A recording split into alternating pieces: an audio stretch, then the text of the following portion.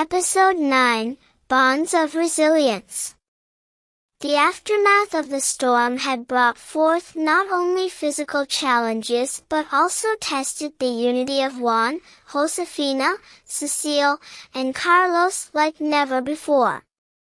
The private school they had entered with hope now seemed like a distant dream amidst their growing financial struggles. Walking through the school's hallways, Cecile and Carlos clung to the courage that Maria's support had ignited within them.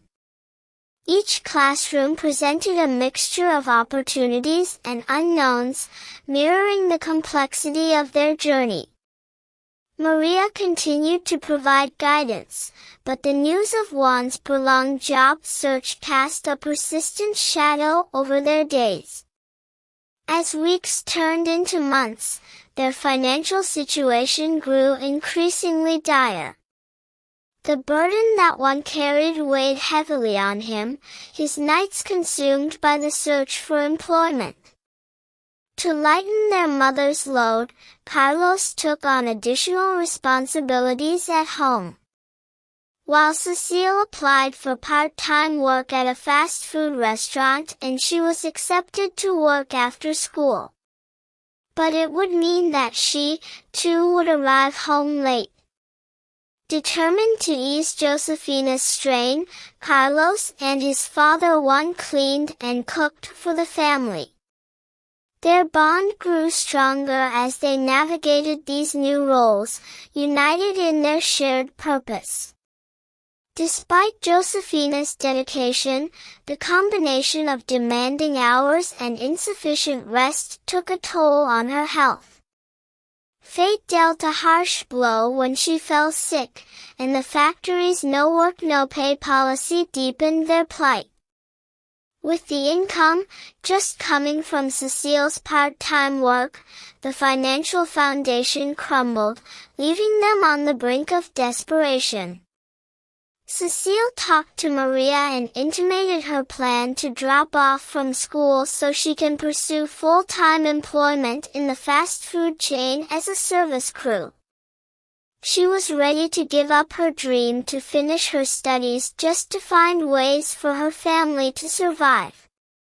But Maria promised to help them for as long as both Cecile and Carlos should stay in school. In the midst of this turmoil, a glimmer of hope emerged in an unexpected form. As news of Josefina's illness spread, one of Maria's friends, Mrs. Ramirez, shared a story of resilience from her own past.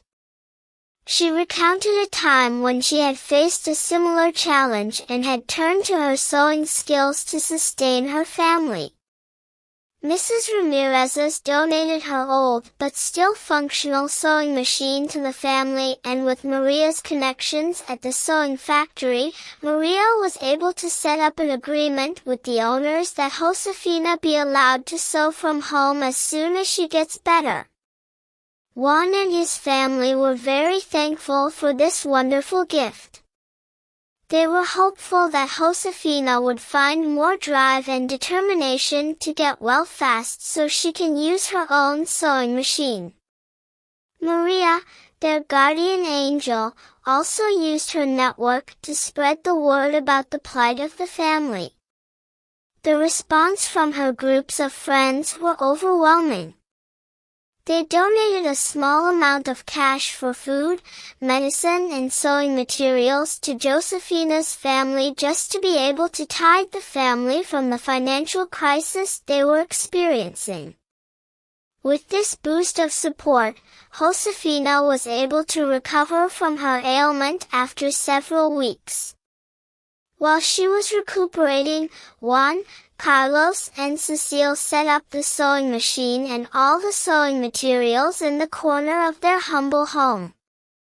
When Josefina was strong enough to start sewing again, Maria brought the batch of materials from the factory for her to finish, and their living room turned into a bustling hub of creativity and determination. The support they felt from their neighbors and school community was a testament to the power of unity. As days turned into nights and nights into weeks, the family's determination remained unshaken. Their dinner table, once a space of shared triumphs, now hosted discussions about survival. They brainstormed ways to overcome obstacles, fueled by their unbreakable belief that a